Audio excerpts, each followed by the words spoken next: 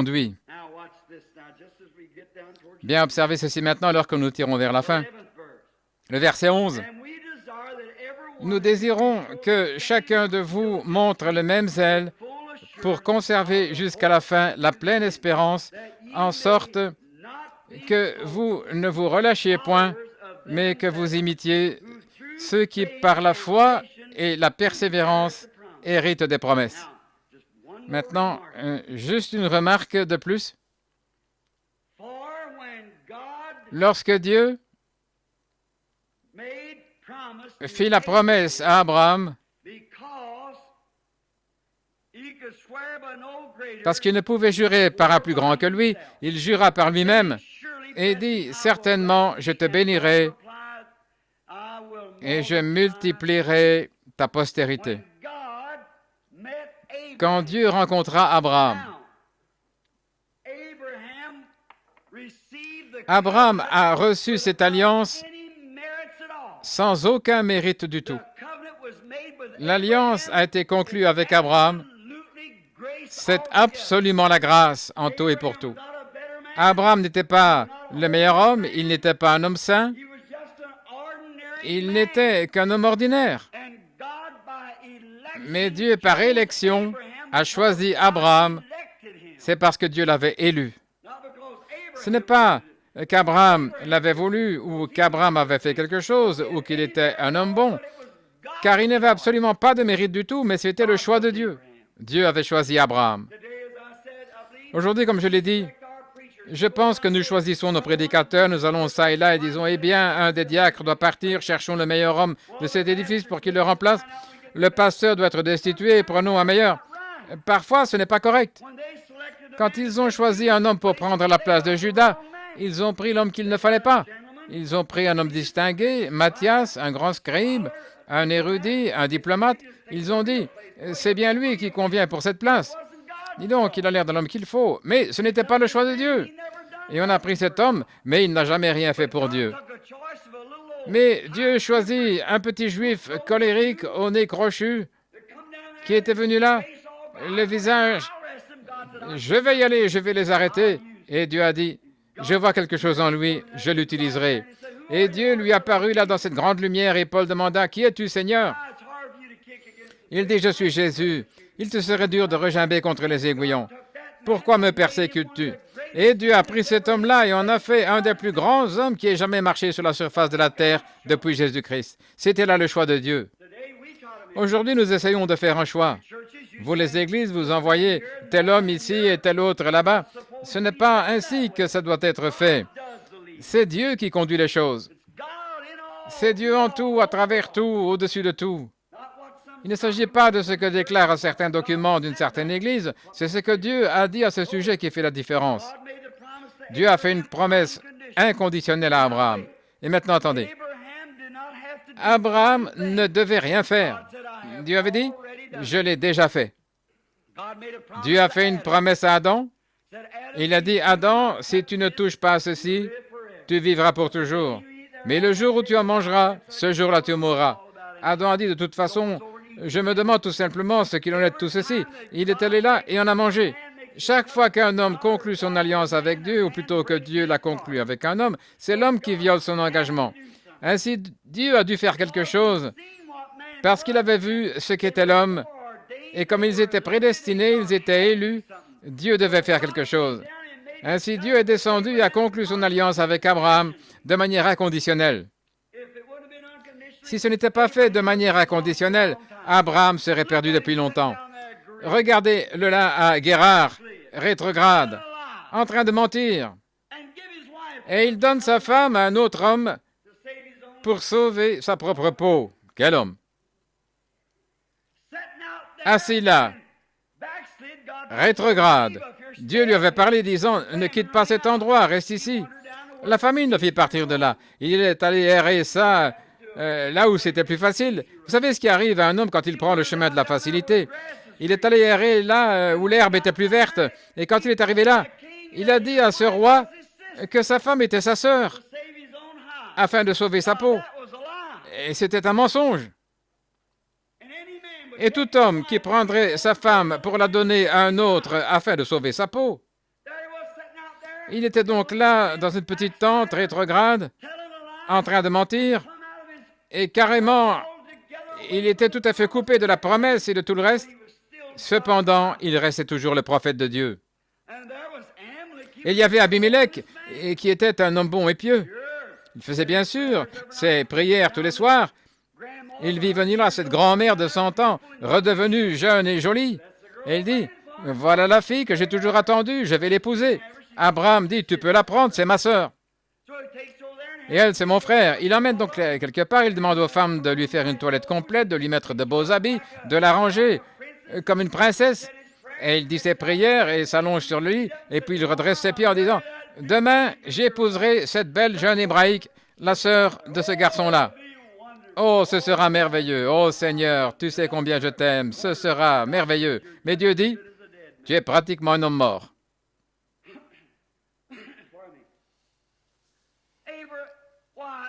Eh bien, Abraham était assis là, en train de mentir, rétrograde, et il y avait là cet homme, un homme honnête et juste, un homme intègre.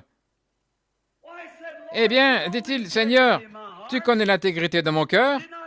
Ne m'a-t-il pas dit qu'elle était sa sœur? » Et il a dit, « Je connais l'intégrité de ton cœur. C'est pourquoi je t'empêche de pécher contre moi. » C'est vrai. Je connais l'intégrité de ton cœur, mais son mari est mon prophète. Alléluia. Oh, si ce n'est pas la grâce, qu'est-ce que c'est?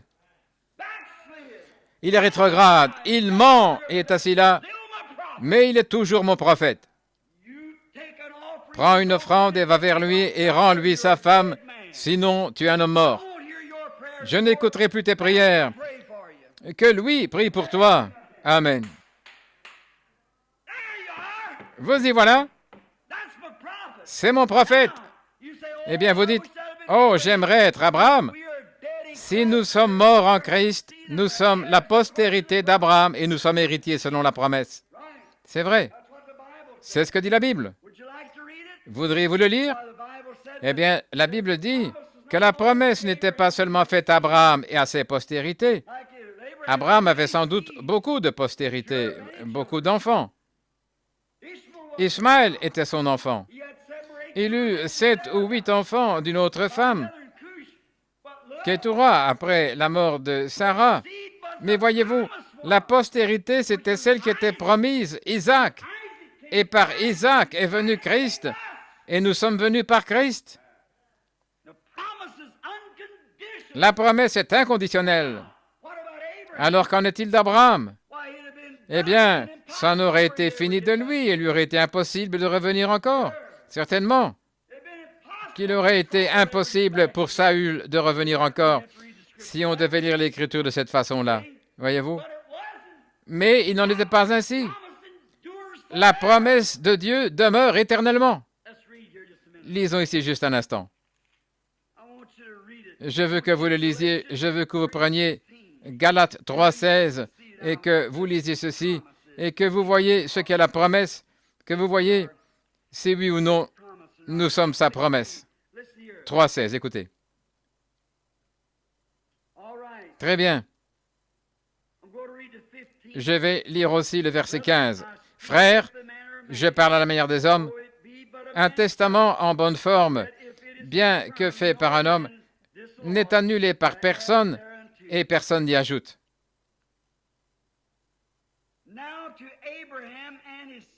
Or, les promesses ont été faites à Abraham et à sa postérité, à sa semence, à Abraham et sa postérité. Maintenant, regardez. Il n'est pas dit « et à tes postérités » au pluriel, comme s'il s'agissait de plusieurs, mais comme une seule, et à ta postérité, c'est-à-dire Christ. Alors, Christ était la postérité d'Abraham, et nous, étant morts en Christ et baptisés dans son corps, nous sommes la postérité d'Abraham et héritiers de la promesse. Comment allez-vous donc retomber si Dieu vous a fait la promesse? comment allez-vous rétrograder? Vous en allez devoir aller en enfer à cause de cela. Maintenant, vous dites, eh bien, nous est-il possible de rétrograder? Absolument. Et si vous rétrogradez, vous serez corrigé, soyez-en sûrs. Abraham l'a été, et les autres aussi, et vous le serez. Ne pensez pas que cela vous donne le droit de pécher. Non. Vous payerez pour tout ce que vous faites. Vous en récolterez ce que vous semez. Si vous commettez un petit péché, vous récolterez toute une bassine pleine, c'est vrai. Mais mon frère, cela ne veut pas dire que vous soyez perdu. C'est tout à fait vrai. Abraham a récolté exactement ce qu'il avait semé, c'est vrai. Mais il était toujours sauvé.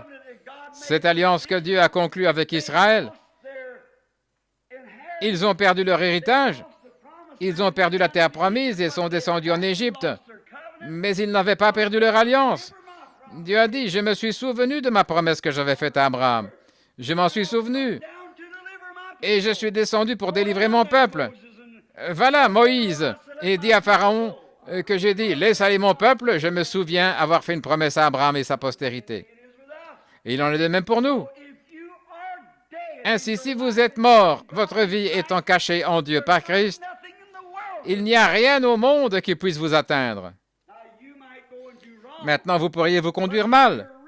Mais si vous êtes réellement un véritable enfant de Dieu et que vous constatiez que vous avez mal agi, vous vous relèverez et essayerez de nouveau.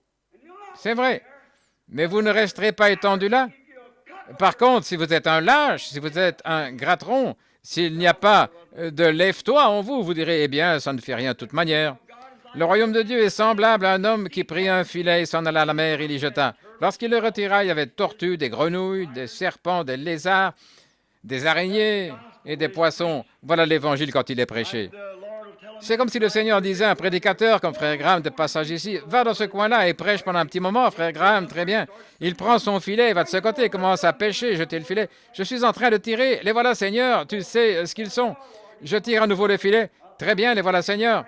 Maintenant, la tortue, dès le départ, était une tortue. C'était une tortue dès le départ. Elle s'est simplement trouvée prise dans le filet. C'est vrai. Et c'est ainsi que les gens se trouvent pris dans leurs émotions. Oh, alléluia, alléluia, que le Seigneur soit loué, gloire à Dieu, alléluia. Ils sont tombés dans le filet, c'est tout. Si ce vieil esprit de tortue est en eux, cela ne durera pas longtemps. Ils diront, eh bien, je vous dis, et les voilà qui repartent en rampant. Et la vieille dame écrevisse dira, mais je peux tout simplement pas comprendre ça. Et vous, mademoiselle araignée, qui est assise là un petit moment, elle fera plop, plop et retournera aussitôt. Eh bien, il n'y avait pas de toute manière rien de vrai là-dedans. Mademoiselle Serpent dira, oh, c'est une bande d'exaltés, voilà tout ce qu'il en est. J'irai là où il y a plus de bon sens. Eh bien, vous êtes dès le départ un serpent. Le filet de l'Évangile vous a simplement pris. Mais le poisson est amené à la table du maître. C'était un poisson dès le départ. Sa semence était celle d'un poisson. Et dès le départ, c'était un poisson. Et Dieu connaissait ces poissons dès la fondation du monde. Alléluia. Rappelez-vous que tous aspirent les mêmes eaux boueuses là-bas. Ils aspirent tous l'eau du même ruisseau. C'est vrai. Nous avons tous bu au même rocher spirituel.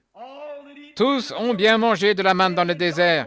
Caleb et Josué ont mangé la même manne que les autres. Mais ces derniers ont tous péri dans le désert. Mais il y avait 2 élus qui devaient passer de l'autre côté et ils ont traversé. C'est vrai. Nous avons tous été amenés à boire la même fontaine. Mais ce ne sont pas tous ceux qui boivent qui sont sauvés. Nous avons tous été amenés à crier ensemble, nous avons été amenés à nous réjouir ensemble, mais ce sont les élus qui sont sauvés. Avez-vous remarqué qu'il est dit, dans les derniers jours, les 2 esprits seront si proches que cela séduirait, si c'était possible, même les élus. Si c'était possible. Voyez-vous, voilà le véritable esprit de Dieu. On était élus pour la vie éternelle. Maintenant, nous allons terminer. Ensuite, Frère Neville continuera à partir de là où je m'arrête aujourd'hui. Très bien. Voici ce que je veux dire. Une alliance que Dieu a confirmée antérieurement ne peut pas être annulée. Et ainsi, la promesse rendue sans effet par la loi survenue 430 ans plus tard, c'est ça la promesse que Dieu a faite à Abraham avant même que la loi n'existe. C'est la promesse qu'il avait faite à Abraham.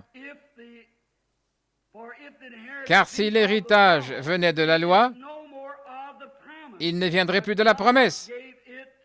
Or, c'est par la promesse que Dieu a fait à Abraham ce don de sa grâce. Pas parce que vous faites, pas par des lois de votre Église, en adhérant à l'Église ou toute autre loi. C'est absolument un acte de grâce de Dieu pour vous. Vas-y, voilà. Écoutez. Pourquoi donc la loi? Elle a été donnée ensuite à cause de la transgression jusqu'à ce que vint la descendance à qui la promesse avait été faite. Cela n'est-il pas aussi clair que le jour? Elle a été donnée pour servir jusqu'à ce que vint la postérité qui était Christ, à qui la promesse avait été faite. Elle a été promulguée par des anges au moyen d'un médiateur. Or, le médiateur n'est pas médiateur d'un seul, tandis que Dieu est un seul. Maintenant, je m'arrête juste ici, et Frère Neville reprendra juste à partir d'ici mercredi prochain. Avez-vous donc compris ce que nous avons dit? Il est absolument impossible qu'un chrétien né de nouveau, je ne parle donc pas de celui qui se dit être né de nouveau, je parle d'un vrai chrétien né de nouveau, qu'il soit déchu de la grâce. Il ne le peut pas. Il peut tomber, c'est vrai, mais il ne peut jamais sortir de cette grâce. Abraham était déchu de la grâce, certainement. Dieu lui a dit de rester à cet endroit-là, et il est parti de là. Mais il n'a jamais perdu son alliance. Il était toujours l'élu de Dieu. Il était un prophète, étant là-bas. Il l'avait toujours été. Il sera toujours Dieu. Maintenant, remarquez, la Bible dit que tout Israël sera sauvé. Combien le savent? La Bible dit que tout Israël sera sauvé. Or, Israël n'est pas Israël selon la chair, mais Israël selon l'Esprit, car les dons et les appels sont sans repentance. Est-ce que c'est ça que dit la Bible au verset suivant, dans Galates? Tout Israël sera sauvé. Chacun d'eux est sauvé. Comment devenons-nous Israël? Étant morts en Christ, nous devenons la postérité d'Abraham et nous sommes héritiers selon la promesse. Paul dit, le juif, ce n'est pas celui qui en a les apparences extérieurement, mais le juif, c'est celui qui l'est intérieurement. C'est lui qui l'est selon la promesse. Et nous sommes la postérité d'Abraham selon la promesse par Christ, quand nous l'acceptons comme notre sauveur personnel. Oh, j'espère que vous voyez ça, j'espère que vous comprenez. Si vous pouvez vous en tenir encore un peu. Maintenant, nous terminons par ici, et puis nous commencerons avec Melchisédek, ce qui nous ramène directement à ceci. Nous commençons directement. Oh, tout est vraiment merveilleux. Mais nous continuons tout simplement à pénétrer dans ces merveilleuses choses. Maintenant, vous voyez, si vous preniez ceci, c'est comme si vous pouviez lire simplement dans les références. C'est comme un véritable trinitaire de stricte observance qui croit qu'il y a trois dieux. M'a dit une fois que Matthieu 3 déclarait formellement qu'il y avait trois personnes distinctes dans la divinité. J'ai dit, je dois voir ça. Il a dit, regardez. Se tenant juste à cette chair, il a dit, regardez ici, Matthieu 3. Dès que Jésus sortit de l'eau, voici, les cieux lui furent ouverts et il vit l'Esprit de Dieu comme une colombe, et une voix fit entendre des cieux ces paroles, « Celui-ci est mon Fils bien-aimé, en qui j'ai trouvé mon plaisir. » Il y en avait trois là, le Fils sur la rive, le Saint-Esprit entre les deux et le Père en haut. J'ai dit, mon frère, les Écritures ne disent pas ça. Aussi, c'est ce qu'elles disent. J'ai dit, alors relisez ça et voyez si c'est ça qu'elles disent. Voici le tableau. Voici Dieu le Fils, voilà Dieu le Père et voici Dieu le Saint-Esprit comme une colombe. Maintenant, faites attention. Lorsque Jésus fut baptisé, la Bible dit le Fils sortit aussitôt de l'eau et voici les cieux au-dessus lui furent ouverts et une voix disant, il vit l'Esprit de Dieu comme une colombe. Non pas une autre personne là au-dessus, mais cet Esprit de Dieu qui était une colombe, laquelle se trouvait au-dessus de lui, et une voix vint disant, « Celui-ci est mon Fils bien-aimé, en qui j'ai trouvé le plaisir de demeurer. » Lisez maintenant Matthieu 3, et voyez si ce n'est pas ce qu'il dit. Et voyez-vous, il ne s'agit pas de trois personnes. Pas du tout. Ceci ne veut pas dire qu'il est impossible à un homme de revenir quand il rétrograde. Ce n'est pas ce qui est dit. Ce n'est pas ce qui est dit. Il est dit, il est impossible à un homme de revenir pour être renouvelé après qu'il ait été une fois là. il ne le peut pas. La Bible dit, celui qui est né de Dieu ne pratique pas le péché. En effet, il ne peut pas pécher parce que la semence de Dieu demeure en lui et il ne peut pas pécher. Comment puis-je être appelé pécheur alors qu'il se tient là, un sacrifice qui prend ma place? Comment puis-je mourir alors que la dette de la mort a été payée pour moi? Comment puis-je mourir alors que j'ai la vie éternelle? Comment le pourrais-je? Vous ne le pouvez pas. Comment un policier pourrait-il m'arrêter pour avoir roulé à 95 km/h alors que j'ai l'autorisation du maire de la ville de rouler à 95 km/h dans la ville? Comment le pourrait-on? J'ai l'autorisation du maire me donnant le droit de le faire. On ne peut pas m'arrêter. Son coup de sifflet pour m'arrêter et tout le reste, je pourrais tout simplement l'ignorer. Cela ne veut rien dire, j'ai l'autorisation. Et comment puis-je donc, après que Christ est mort pour moi et que je suis devenu sa justice, à cause de sa grâce et de son amour pour moi, comment puis-je pécher alors qu'il se tient quelque chose entre moi et Dieu, un sacrifice? Je ne peux pas pécher. Je ne le peux pas. Dieu ne me voit pas. Il voit Christ qui prend ma place. Et quand je commets une faute, Christ prend ma place. J'ai fait ma confession. J'ai tort, il a raison. Seigneur, tu connais mon cœur. Tu sais si oui ou non je suis sincère. Et j'ai tort, pardonne-moi. Dieu ne voit jamais cela. Le sang de Jésus me couvre tout le temps. Alors, comment Dieu peut-il me voir? Comment le péché peut-il m'être imputé quand lui ne peut pas le faire? Dès que j'en commets un, c'est pardonné. Et c'est vrai. C'est comme lorsque vous prenez un petit compte-gouttes comme ceci, un compte-gouttes pour les yeux, et que vous le remplissez d'encre noire et que vous le tenez au-dessus d'un bac de décolorant et ensuite laissez simplement couler cette encre là-dedans. Alors, essayez de le retrouver. Elle s'est transformée en décolorant. L'encre s'est changée en décolorant. Et c'est ce que vos péchés confessés. Si vous êtes en Christ, il y a entre vous et Dieu tout un bac de décolorant. Et votre péché devient justice. Parce qu'un sacrifice juste vous attend là. Quand à la fin de mes jours, j'atteindrai la rivière et que les derniers vents de chagrin auront soufflé, il y a une pensée qui me réjouit et rend mon cœur heureux. Je n'aurai pas à traverser le Jourdain seul. Voilà une bonne chose. C'est une bonne chose. Je n'aurai pas à le traverser. Un de ces jours, nous arriverons à la fin de la route. Le soleil refusera de briller. Puis Dieu appellera. Adam étendra sa main pour secouer Ève et dira, « Chérie, ça y est, c'est l'heure de se réveiller. » Ève étendra sa main et saisira Abel et dira, « Viens mon chéri, c'est l'heure de se réveiller. » Abel saisira Seth et Seth saisira Noé et Noé saisira, oh, ainsi de suite jusqu'à Abraham. Et au fur et à mesure qu'il se présente, il y aura une grande secousse et un grand réveil quand le Fils de Dieu viendra. Nous serons à sa ressemblance en ce jour-là. Maintenant, si vous commettez un péché ici, vous paierez pour cela. Quelque chose continue de me venir à l'esprit. Je dois simplement le dire. J'ai essayé de l'étouffer 4 ou 5 fois. Il faut que je le dise. Combien se souviennent de ce frère, le pasteur qui était ici à l'Église de Dieu? Comment s'appelait-il? Il travaillait pour le compte de Vorgang. La première Église de Dieu, juste là au coin.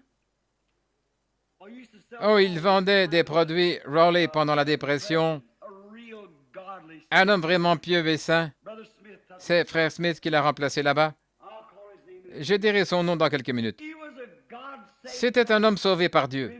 Souvenez-vous, si vous ne vous pliez pas à la correction après que vous avez commis une faute en tant que chrétien, Dieu vous donnera un avertissement. Et ensuite, si vous ne tenez pas compte de l'avertissement, il vous ôtera de la terre. Et c'est ce qu'il a fait. Vous vous souvenez dans la Bible? Regardez l'église de Corinthe. Il leur avait dit qu'ils étaient positionnellement ce qu'ils étaient en Christ, mais il les avait avertis de ce qui allait arriver. Et il s'était corrigé et s'était mis en ordre vis-à-vis de Dieu. Et ce jeune frère, c'était un merveilleux jeune frère, je crois, un homme que Dieu avait sauvé. Et il s'est trouvé un emploi là chez Wolfgang.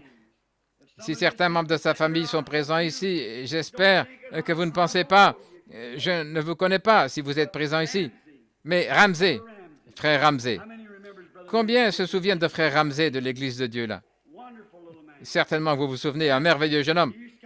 Et il venait chez moi et nous parlions ensemble, nous nous asseyions et nous pleurions, nous tenions par les mains un véritable chrétien. Un jour, je suis entré là, je revenais d'à peine une série de réunions d'outre-mer et je vérifiais ma voiture. Frère Ramsey a dit, que puis-je faire pour toi, Billy? Et j'ai dit, vérifie là, frère Ramsey, change l'huile.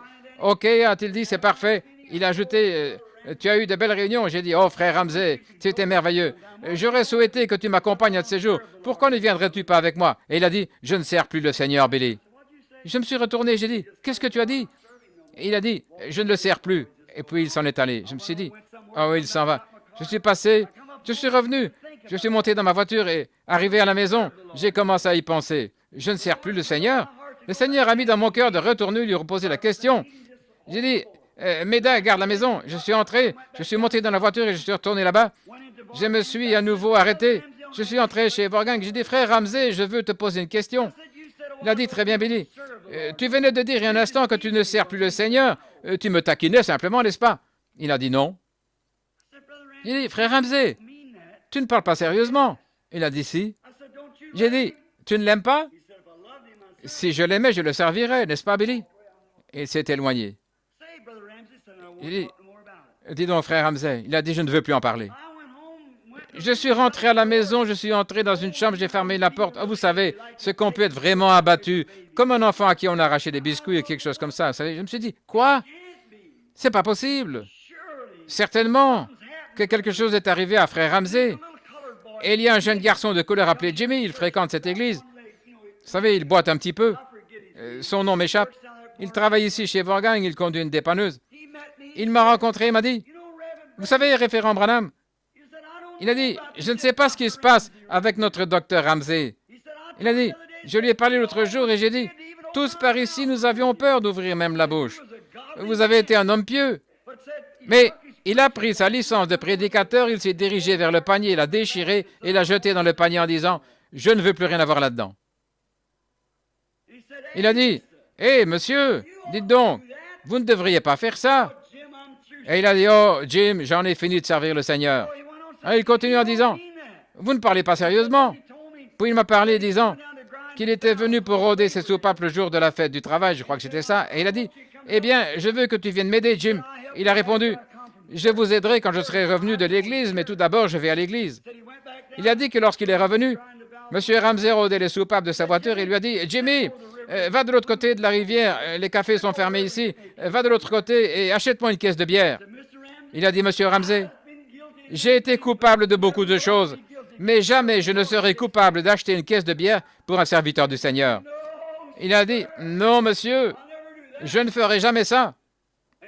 Et il a dit, allons, on va me l'acheter, Jim. Il a dit, monsieur Ramsey, je rôde vos soupapes, mais si vous prenez de la bière, vous irez l'acheter vous-même. Je n'irai jamais acheter une telle chose pour un serviteur du Seigneur. Ainsi, Ramsey a sauté dans la voiture de Jimmy, il a traversé la rivière, il est revenu un peu surexcité avec une caisse de bière et il buvait. Il a commencé à se dégrader, il est tombé malade, voyez-vous. Dieu ne pouvait pas lui parler. Je l'ai averti, j'ai fait tout ce que j'ai pu. Frère Smith est allé auprès de lui pour l'avertir. Tout le monde a essayé ce qu'on pouvait. Mais il faisait non de la tête. Que s'est-il passé? Il est tombé malade et il est mort.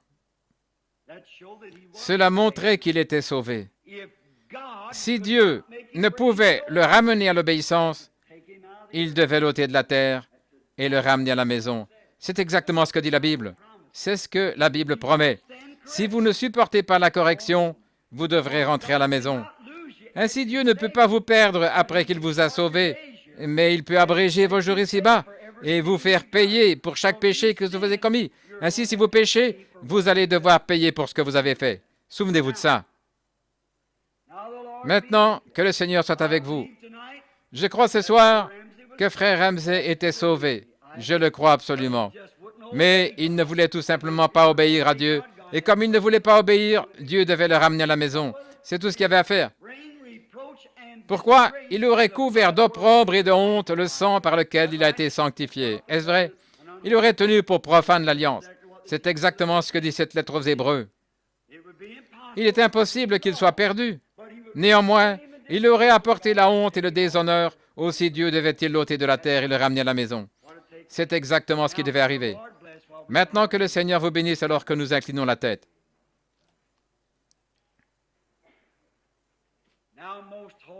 Maintenant, Père très saint et miséricordieux, nous te sommes reconnaissants pour la promesse que nous avons reçue, selon laquelle tu ne nous délaisserais point, tu ne nous abandonnerais point. Tu as promis que tu serais avec nous tout au long de la vie jusqu'à la mort. Tu serais auprès de nous. Tu as promis de nous donner la vie éternelle. Tu nous l'as donnée gratuitement. Nous ne la perdrons jamais. Celui qui vient à moi a la vie éternelle. Et si c'est la vie éternelle, elle n'a pas de fin. Et tu as promis de nous ressusciter au dernier jour. Nous en sommes très reconnaissants. Nous te remercions de ce que ta parole nous l'enseigne. Cela nous donne une espérance sûre. Cela nous montre que notre Père est amour. Il nous aime et il nous a choisis. Tu as dit, ce n'est pas vous qui m'avez choisi, mais moi je vous ai choisi et je vous ai établi. Et je te remercie, Père, d'avoir fait cela. Et beaucoup sont présents ici ce soir qui sont aussi destinés à la vie éternelle et qui ont reçu Jésus-Christ comme leur sauveur personnel. Et les fruits de l'Esprit accompagnent leur vie. La bonté, la douceur, l'humilité, l'amour, la joie, la paix, la patience, la bienveillance. Nous sommes reconnaissants pour cela. Et nous prions, Père, que s'il y en a ici ce soir qui n'ont pas ces fruits, qui doivent les accompagner, mais qui s'appuient sur quelque chose de fantastique, parce qu'ils se sont emballés un jour, parce qu'ils ont été saisis par l'émotion, ils se sont sentis bien, ils peuvent avoir crié, ils peuvent avoir fait beaucoup de choses.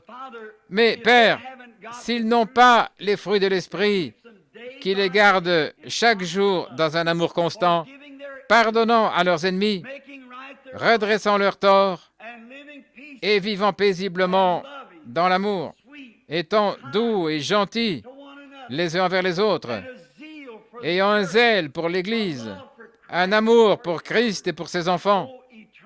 Ô éternel Dieu, pardonne-leur. Bien qu'ils soient membres de l'Église, membres du corps terrestre, puissent-ils aller maintenant de l'avant en mettant de côté ces œuvres charnelles et mortes pour courir vers la perfection. Accorde le Seigneur. Puisse-t-il venir vers celui qui est parfait et le recevoir, lui, en tant que propitiation pour leurs péchés, afin qu'il soit le sacrifice parfait pour l'homme coupable et pour la femme coupable, et qu'il leur accorde la grâce de son amour et de paix jusqu'à ce qu'ils viennent dans la présence de Dieu pour y vivre éternellement. Accorde le Père.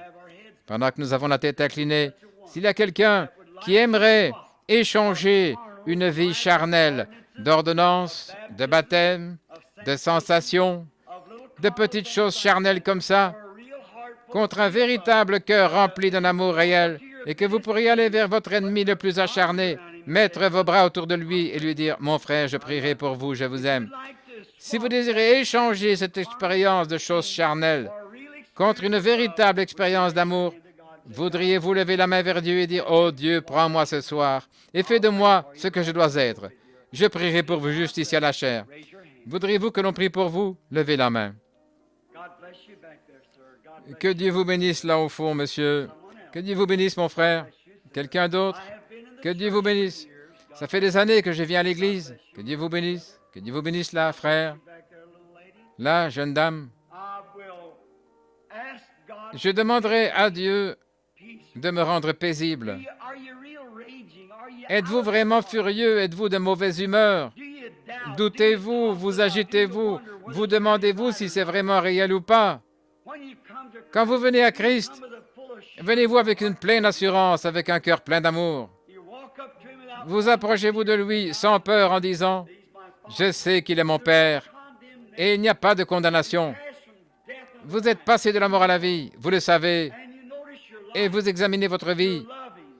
Vous êtes plein d'amour, vous pardonnez, vous êtes bon, vous êtes paisible, vous êtes doux. Tous ces fruits de l'esprit accompagne chaque jour votre vie.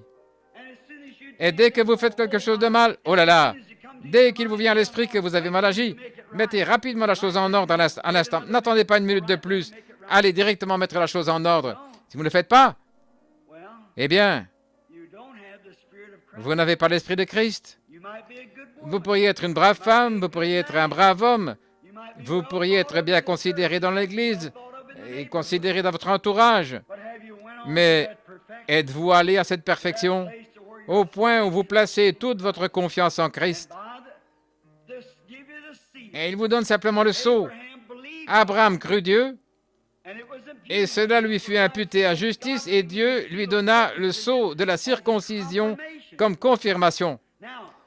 Maintenant, vous dites, je crois en Dieu, j'ai fait ma confession. Mais Dieu a-t-il apposé le sceau du Saint-Esprit en retour sur votre vie? L'amour, la joie, les fruits de l'Esprit, pour prouver que vous avez été sauvé. S'il ne l'a pas fait, alors il n'a pas encore reconnu votre foi. Vous avez simplement fait votre confession et il ne l'a pas accepté, il y a quelque chose qui ne va pas. Aimeriez-vous donc le recevoir? Levez la main s'il y a quelqu'un d'autre avant que nous prions. Que Dieu vous bénisse, jeune dame. Que Dieu vous bénisse là aussi. Quelqu'un d'autre? Avant de prier? Très bien. Que Dieu vous bénisse. Là, au fond, sœur. Que Dieu vous bénisse, frère. Que Dieu vous bénisse, mon frère. C'est bien. Une dizaine, une quinzaine de mains se sont levées. Prions maintenant. Seigneur béni, ils se trouvent là où ils sont assis, à leur hôtel, c'est à leur siège où ils sont assis maintenant. C'est là que tu as parlé à leur cœur, disant qu'ils sont dans l'erreur. C'est là, à leur siège, que tu as mis un désir dans leur cœur, un désir ardent d'être davantage comme Jésus. Ils veulent que leur vie change, ils veulent être doux et humbles, ils veulent être bons et pleins de patience, ils veulent être tempéraments et tolérants.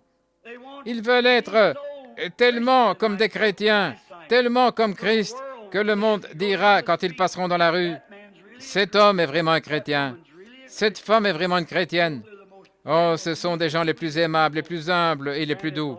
Accorde, Seigneur, qu'ils reçoivent cette expérience ce soir. Et puissent-ils ne jamais compter sur leur capacité ecclésiastique, sur leur affiliation à une église ou une quelconque dénomination, ni sur leurs émotions, ni sur quelque chose de sensationnel, tel que les émotions ou un événement. Il se peut qu'ils aient crié, parlé en langue ou quelque chose d'autre. Ô éternel Dieu, ne les laisse pas essayer de placer leur confiance là-dessus pour aller au ciel, car tant de fois nous avons vu cela faillir lamentablement. Et tu as dit que ça faillirait. Les langues cesseront, les prophéties prendront fin, la connaissance disparaîtra. Bien que ces choses soient des dons, des miracles, des guérisons, tout cela cessera. Seul cet amour divin subsistera. Oh Dieu, crée cela dans leur cœur et révèle-leur que c'est l'Esprit qui produit les fruits. Fais-le maintenant, Seigneur, pendant que nous attendons à toi, car nous le demandons au nom de Jésus. Amen.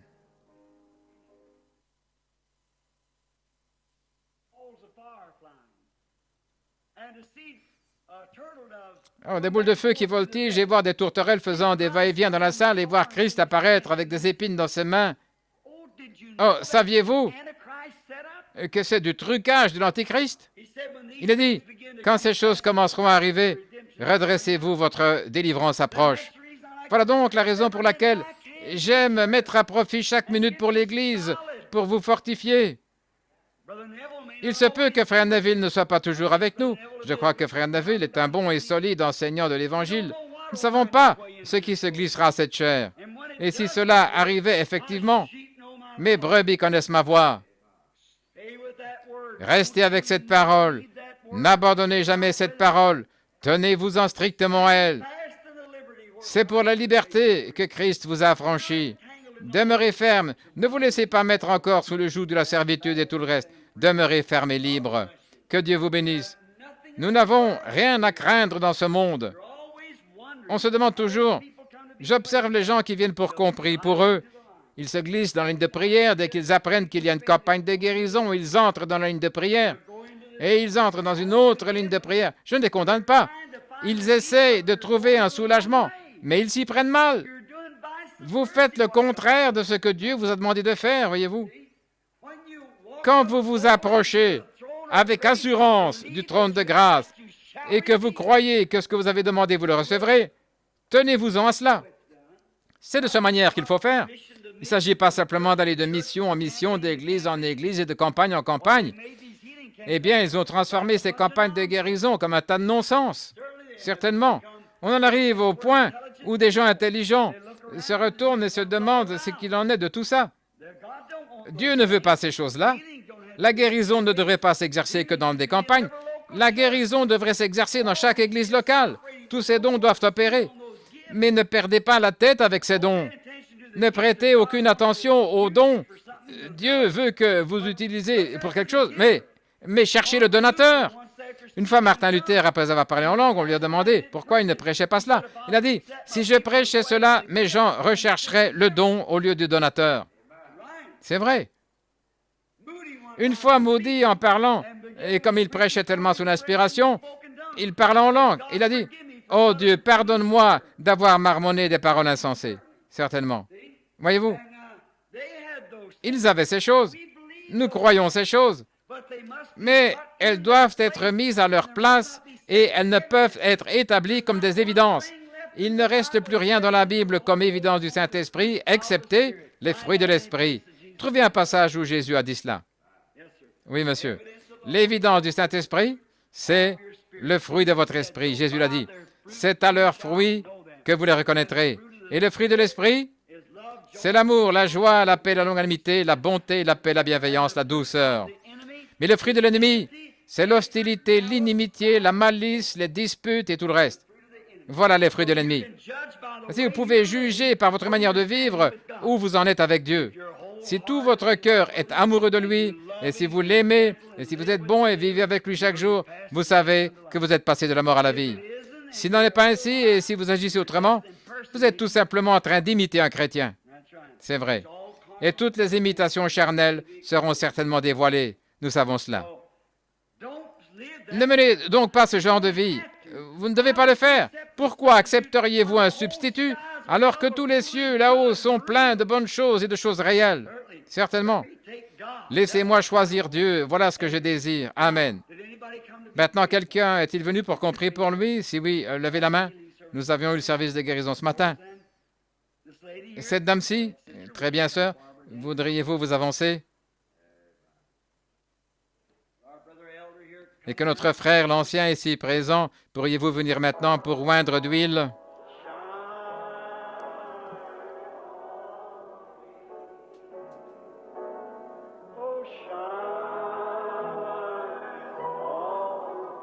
Brille sur moi. Seigneur, brille sur moi, éclaire-moi.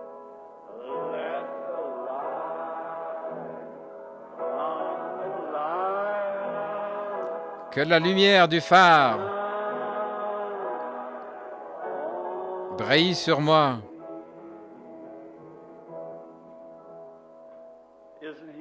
N'est-il pas merveilleux? Inclinons la tête tout doucement maintenant. Encore une fois, brille sur moi. Allons-y, tout le monde. Adorez-le simplement dans votre âme. Soyez tranquille. Le service de guérison approche. Le message est terminé. Adorons. Que la lumière qui vient du phare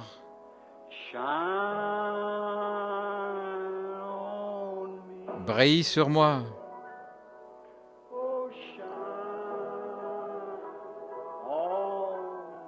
Oh, éclaire-moi, brille sur moi, Seigneur.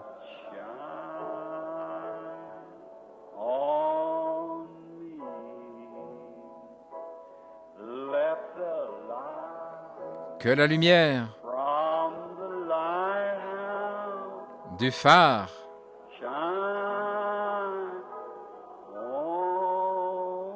brille sur moi.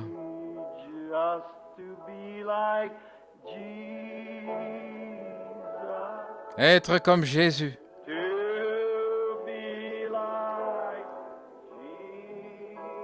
Jesus. Être comme Jésus. On earth I long Sur la terre, je désire to be like Him. être comme lui. All through life's journey, Pendant tout le voyage de la vie, from earth to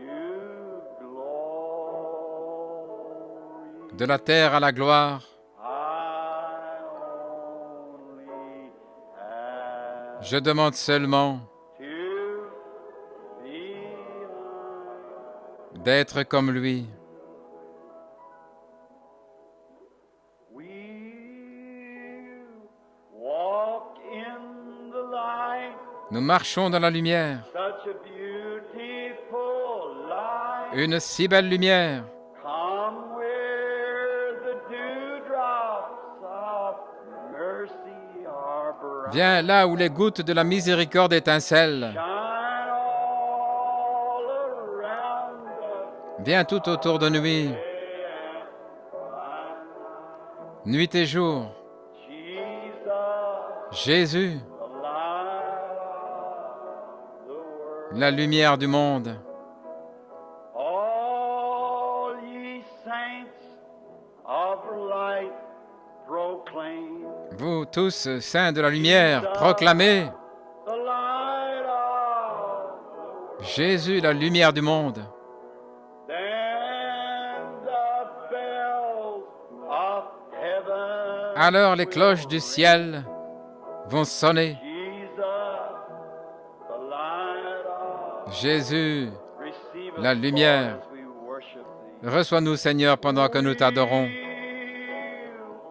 Walk in the light, beautiful light. Nous marcherons dans la belle lumière. Come where the dewdrops of mercy are bright. Viens là où les gouttes de rosée de la miséricorde étincellent. Around us by day and by night. Brille tout autour de nous, nuit et jour. Jesus, the light. Jésus, la lumière du monde. Don't you just love that sky? N'aimez-vous pas vraiment ce récurage? Raise your hand. Vous sentez-vous bien? Levez la main. Think about those old Il y a quelque chose dans ces chants à l'ancienne mode, the old time hymns. ces cantiques d'autrefois. Je les préfère à tous ces nouveaux chants mondains que l'on introduit dans les églises chrétiennes. J'aime ce vieux cantique.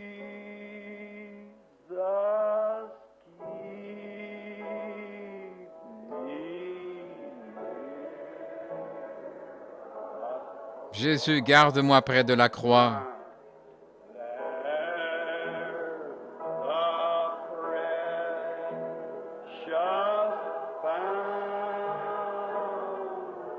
Là où il y a une précieuse fontaine,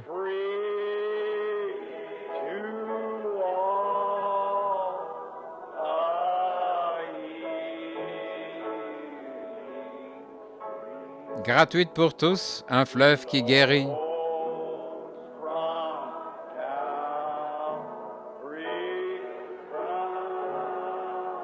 Qui coule du mont du Calvaire.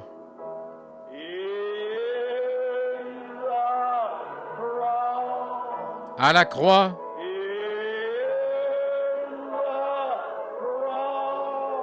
à la croix,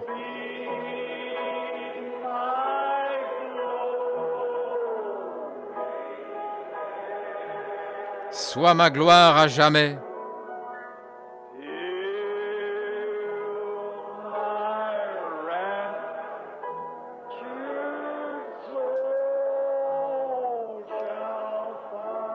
Jusqu'à ce que mon âme enlevée trouve le repos.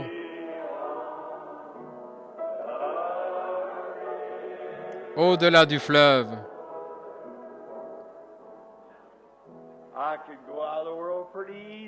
Oh, je pourrais facilement quitter ce monde lorsqu'on chante ce cantique. Pas vous? C'est merveilleux. Tout est-il bien en ordre? Vous savez, je suis heureux d'avoir pu mettre tout en ordre, pas vous. Les vieux problèmes ont été complètement réglés il y a longtemps. Je lui ai dit, Seigneur, je ne voudrais pas avoir des ennuis là-bas, au fleuve. Je veux être sûr maintenant. Je veux le connaître. Je veux le connaître. Il y a une grande fosse noire placée devant chacun de nous. Nous avançons dans cette direction à chaque battement de cœur.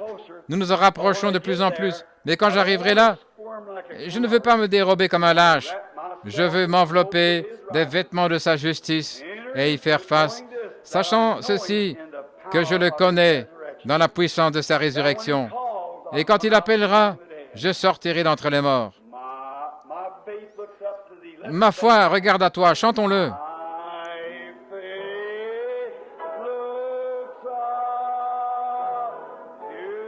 Ma foi regarde à toi.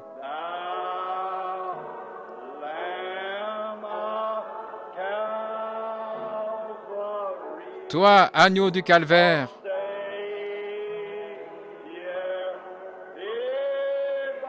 Sauveur divin.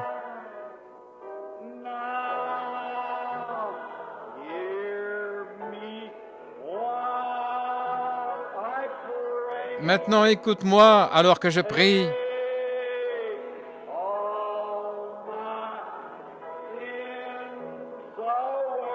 Enlève tous mes péchés.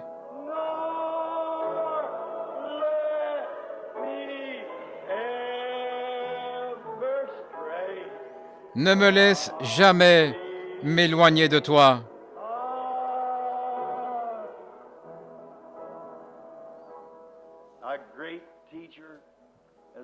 Ô glorieux Maître, comme tu nous l'as enseigné dans toute ta merveilleuse parole, nos cœurs frémissent pour la grâce de l'enlèvement, sachant que nous sommes passés de la mort à la vie. Tout ça, c'est grâce à la bonté de notre Seigneur Jésus, qui nous a appelés et nous a lavés dans son sang, et nous a présentés devant le trône de Dieu sans défaut, sans reproche, car il a pris nos péchés. Nous sommes sans péché.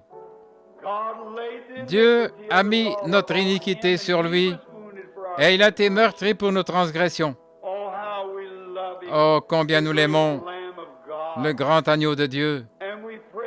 Et nous prions, Père, que tu nous donnes de nous exprimer, de parler, afin de témoigner aux autres, pour qu'ils le connaissent aussi et l'aiment, car lui les aime. Accorde-nous cette grâce. Et merci, Père, pour ces bébés nouveau-nés qui viennent d'entrer dans le royaume de Dieu. Puissent-ils trouver une bonne église locale quelque part où ils te serviront jusqu'à ce que la mort les libère de ce vieux corps de pourriture, de douleur et de maux, et présente-les devant lui sans défaut, sans reproche, dans le siècle à venir, ayant la vie éternelle, car nous le demandons en son nom. Amen.